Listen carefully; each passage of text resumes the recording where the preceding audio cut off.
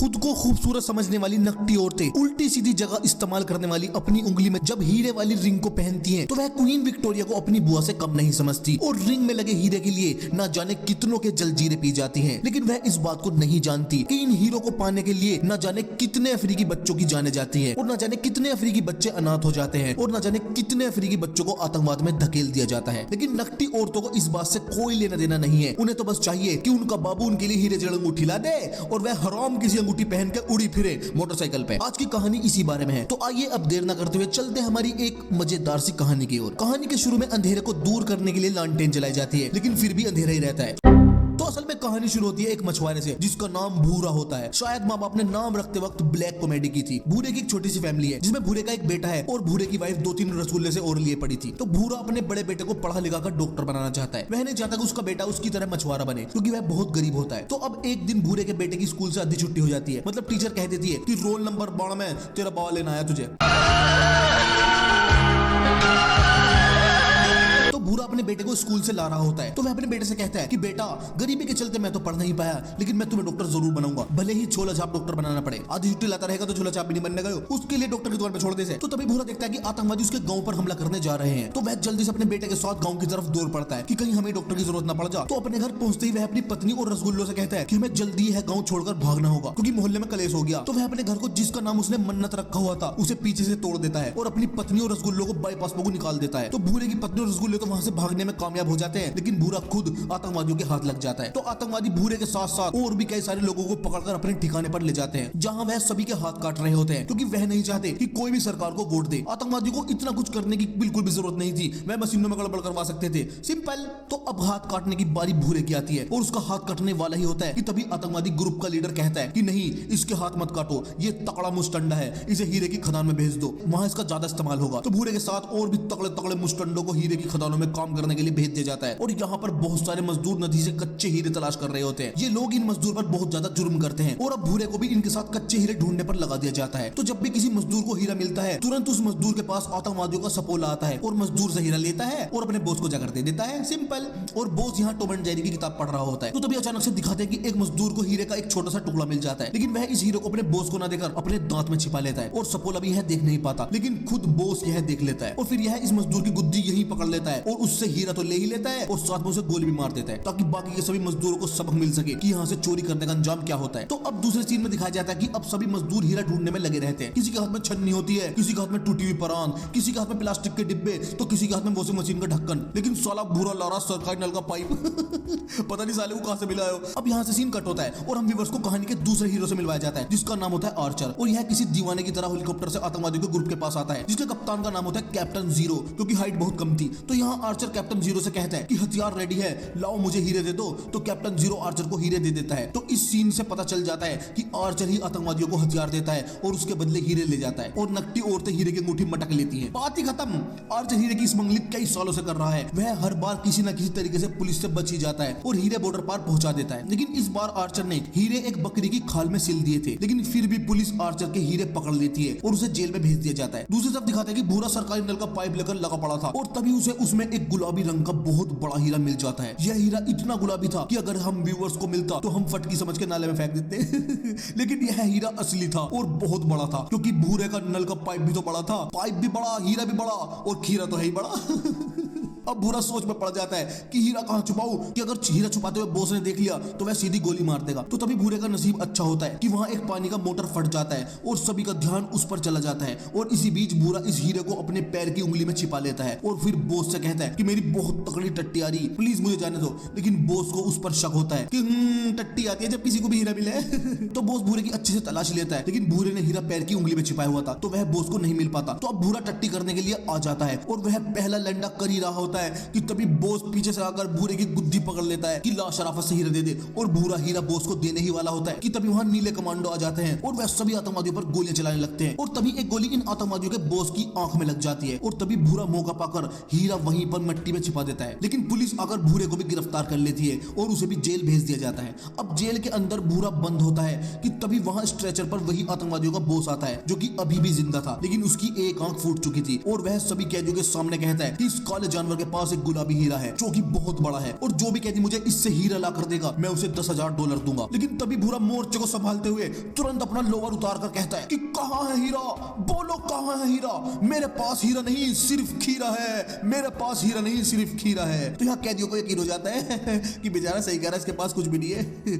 लेकिन इसी जेल में आर्चर भी बनता और वह और कैदियों की तरह भूरे पर यकीन नहीं करता। वह समझ जाता है कि इसके पास जरूर गुलाबी हीरा है और वो मैं उससे लेके रहूंगा, क्योंकि हीरे के बारे में सुनते ही आर्चर की आंखों में चमक आ जाती है। अब आर्चर जेल से छूट जाता है और बाहर अपने एक दोस्त से कहता है कि अंदर एक मुर्गा है, भूरा नाम है उसका, उसके पास एक सोने का अंडा है और तुम्हें उसे जेल से बाहर निकालना है। और फिर आर्चर अपने दांत से एक हीरा निकालता है और अपने दोस्त को देते हुए कहता है कि जाओ भूरे की जमानत करा लेना। और जैसे ही भूरा जेल से बाहर आता है तो आर्चर उसे गेट पर ही थाम लेता है कि मैं नहीं आपकी जमानत कराई सर। तो भूरा कहता है कि आपका बहुत बहुत धन्यवाद, आपके बच्चे जीते रहे, अब मैं चलता हूँ, मुझे मेरी फैमिली को ढूंढना। आगे दिखाते हैं कि आर्चर एक बार में जाता है जहाँ उसे एक खूबसूरत सी लड़की दिखाई देती है। अब यह आर्चर है तो उसके पास तीर भी होगा, तो वह तुरंत पहुंच जाता है इस लड़की के पास और उससे फ्लर्ट करने लगता है कि बताओ 3 तिया कितने होते हैं। यह लड़की कहती है कि 9, तो आर्चर कहता है कि 9 इंच का है। लड़की अपना नाम मैडी बताती है, तो यहाँ व्यूअर्स को लगता है कि मैडी तो रेडी दिखे।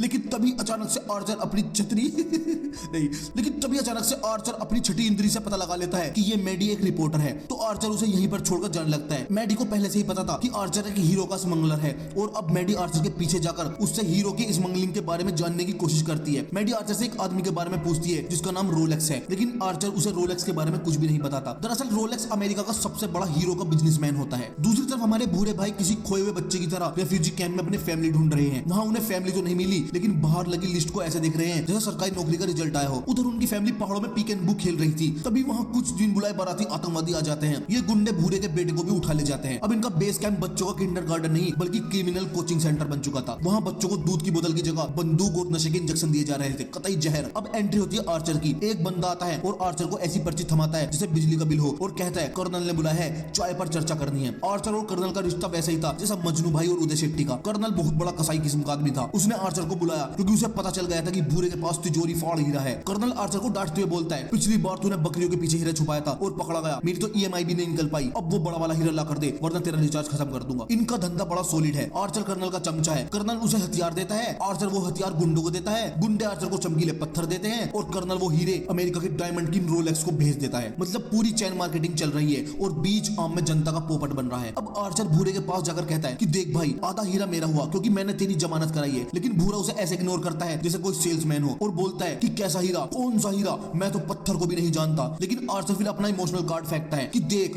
अगर तुझे अपनी फैमिली से मिलना है तो आर्चर भाई की शरण में आना ही होगा। मुझे हीरा बता दे, मैं तुझे कैश और फैमिली दोनों दिलाऊंगा। भूरा ऐसे सोच में पड़ जाता है कि जैसे कौन बनेगा करोड़पति का आखिरी सवाल हो। तभी अचानक गोलियों की बारिश शुरू हो जाती है जैसे दिवाली के पटाखे हो। आर्चर जो पुराना सोल्जर था वह भूरे को कंधे पर टांग कर वहां से निकल जाता है कि जैसे सेल खत्म होने वाली हो। अब अगले सीन में दिखाते हैं कि वहां रिपोर्टर मैडम भी टपक जाती है। आर्चर ने डील की थी कि मैडम आप हमें डेटा दो, हम आपको स्कूप देंगे। रिपोर्टर ने VIP की तरह हेलीकॉप्टर में बिठाकर दूसरे कैंप में ले जाती है। वहां भूरे को उसकी बीवी तो मिल जाती है, लेकिन बड़े बेटे का नोट रीचेबल आ रहा था। बीवी रोते हुए बोलती है उसे तो गुंडे उठाकर ले गए। भूरा वहां बहुत बुरी तरीके से चिल्लाता है कि हाय मेरा बेटा लुट गया लुट गया लुट गया, लेकिन गार्ड उसे धक्का मारकर वहां से निकाल देते हैं। तो अब यहाँ भूरा आर्चर के सामने हार मान जाता है कि ठीक है भाई, मैं तुम्हें हीरा दे दूंगा, बस मेरे बेटे को बचा लो। आर्चर बोलता है कि टेंशन मत लो, जालिम कर्नल की बाहुबली सेना साथ लेकर चलेंगे। तो अब ये तीनों जंगल में ऐसे घुस जाते हैं कि जैसे पिकनिक मनाना है हो और 2 घंटे बाद ही रास्ता भटक जाते हैं। तभी जंगली आदिवासी ने घेर लेते हैं, लेकिन रिपोर्टर मैडम उनकी भाषा में ऐसी चपड़ चपड़ा करती है कि वह दोस्त बना लेती है उन्हें। अब लड़कियों के लिए बहुत ही आसान होता है दोस्त वोस्त बनाना। रात को रिपोर्टर मैडम आर्चर के सामने दुखड़ा रोने लगती है कि मैं चाहती तो नेटफ्लिक्स देख सकती थी,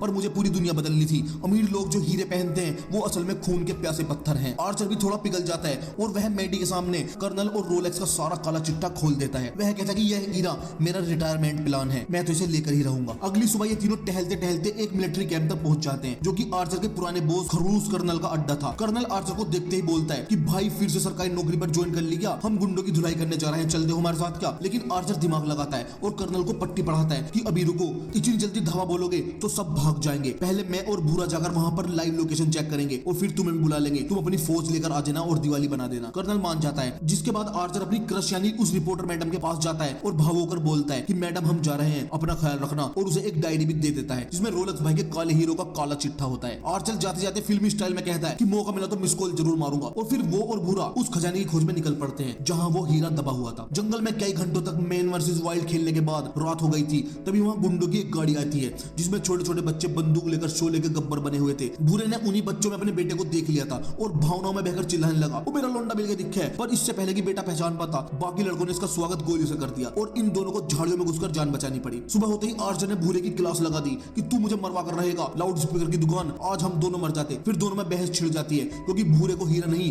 अपना बेटा चाहिए था और आर्चर ने तो सीधा बंदूक ही तान दी थी। तो अब भूरा कहता है कि मैं तो पहले ही मर चुका हूँ, तुम मुझे मार ही डालो तो अच्छा होगा। तो आर्चर भी यहाँ पर पिघल जाता है और दोनों में पैचअप हो जाता है। चलते चलते ये लोग उस माइंस तक पहुंच जाते हैं जहाँ भूरे ने हीरा गाड़ा हुआ था और दूरबीन से देखते हैं कि वहाँ आतंकवादियों का मेला लगा हुआ है। तो यह रात होने का इंतजार करते हैं। रात को भूरा आर्चर की जानकारी के बिना दबे पांव अंदर चला जाता है और देखता है कि उसका बेटा वहाँ अपने दोस्तों के साथ ताशबाजी खेल रहा है। भूरा उसे पास बुलाता है लेकिन उसका बेटा उसे पहचानने से इनकार कर देता है और उस पर उल्टा चिल्ला कर आता है कि तुम मेरे दुश्मन हो, यहाँ से भाग जाओ, मर जाओ यहाँ से। लेकिन तभी वहाँ काला कमांडर आ जाता है और वह भूरे को बंधक बना लेता है। ये वही कमांडर था जिसे भूरे ने पहले घायल किया था। अब आर्चर दूर खड़ा सब देख रहा था और वह तुरंत कर्नल को कॉल भी कर देता है कि पार्टी शुरू करो, जल्दी से अपना प्लेन लेकर आओ और यहाँ पर सभी को मार डालो। तो यहाँ पर आतंकवादियों का बॉस भूरे को धमका रहा होता है कि हीरा निकाल दे वरना तेरे बेटे का हैप्पी बर्थडे कर दूंगा। कि तभी वहाँ पर कर्नल की एंट्री हो जाती है और वह ऊपर से बुरी तरीके से गोलियां बरसाता हुआ आता है कि मैं मेरे पास है प्लेन में सबको मार डालूंगा आज। लेकिन आर्चर भूरे के बेटे को बचाता हुआ वहां से ले जाता है और भूरा उस आतंकवादियों के बॉस का भी वहीं पर टिकट काट देता है, यानी कि उसे जान से मार डालता है। तो अब कर्नल ने पूरे एरिया को सील कर दिया था और अब वह आर्चर से कहता है कि चलो अब पार्टी शेयर करते हैं, लाओ मुझे हीरा दे दो। आर्चर समझ गया था कि कर्नल बहुत बड़ा सांप है और हीरा मिलते ही वह हम दोनों को मार डालेगा। इसलिए आर्चर भूरे के कान में फुसफुसाकर कह देता है कि जैसे ही हीरा मिले तू कर्नल का ध्यान भटकाना और मैं उसे टाटा फीस कर दूंगा। तो जैसे ही भूरा जमीन खोदकर हीरा निकालता है, आर्चर कर्नल के गुंडों की छुट्टी कर देता है और कर्नल को भी मार देता है। लेकिन इसी धमाचौकड़ी में आर्चर को भी एक गोली लग जाती है। भूरा हीरा निकालकर आर्चर को दे देता है। आर्चर हंसते हुए कहता है कि सोचा था कि मैं ये हीरा तुमसे लेकर भाग जाऊंगा, लेकिन अब लगता है कि यो हीरा तेरे डॉक्टर की पढ़ाई में काम आएगा, बहुत मजे करेगा तेरा लौंडा। कि तभी भूरे का ब्रेन वॉश हुआ बेटा आता है और आर्चर पर बंदूक तान देता है, लेकिन भूरा उसे कंट्रोल कर लेता है क्योंकि वह उसे अपनी पुरानी यादें दिलाकर इमोशनल कर देता है। तो भूरे का बेटा यहाँ पर रोकर अपने बाप के गले लग जाता है। आर्चर ने अपने एक दोस्त को हेलीकॉप्टर के लिए कॉल कर ही दिया था, लेकिन गोली लगने की वजह से वह ऊपर चल नहीं पा रहा था। भूरा उसे कंधे पर उठाकर ले चलने लगता है, लेकिन आर्चर उसे मना कर देता है कि नहीं, मेरे में अब वो जान नहीं बची। आर्चर भूरे को हीरा, बंदूक और रिपोर्टर का नंबर भी दे देता है कि तू भाई जा, ये तेरा टिकट है। भूरा और उसका बेटा चोटी की तरफ भाग जाते हैं, लेकिन नीचे कर्नल के बचे कुचे लोग आने लगते हैं जिन्हें आर्चर ने घायल हाथ में भी कवर फायर देकर साफ कर दिया था। अंत में आर्चर अपनी रिपोर्टर क्रश को आखिरी कॉल करता है और बोलता है कि मैडम भूरे को बचा लेना, मैं तो एक खूबसूरत जगह बैठकर शांति से जा रहा हूँ। और वहीं आर्चर की कहानी खत्म हो जाती है। बेचारा आर्चर रोते हुए वहीं पर मर जाता है। इसके बाद भूरा लंदन पहुंचता है, रिपोर्टर से मिलता है और उसने रोलेक्स भाई के साथ ऐसी डील की कि उसे उसकी फैमिली और नोटों से भरा बैग दोनों मिल गए, जबकि रिपोर्टर मैडम ने ये सब कैमरे में कैद कर भी लिया था। आर्चर के दिए सबूतों और इसी स्टिंग ऑपरेशन से रोलेक्स जेल पहुंच जाता है और भूरे की कहानी पूरी दुनिया में छा जाती है। आखिर में भूरा एक बड़ी कॉन्फ्रेंस में आर्चर की फोटो देखकर उसे याद करता है और इसी इमोशनल कॉमेडी के साथ ये फिल्म खत्म हो जाती है। तो अगर आपको हमारी वीडियो अच्छा लगा तो प्लीज हमारी वीडियो को लाइक और शेयर जरूर करें और चैनल को सब्सक्राइब करना ना भूलें। तो मिलते हैं हमारी अगली वीडियो में ऐसी किसी और कहानी के साथ।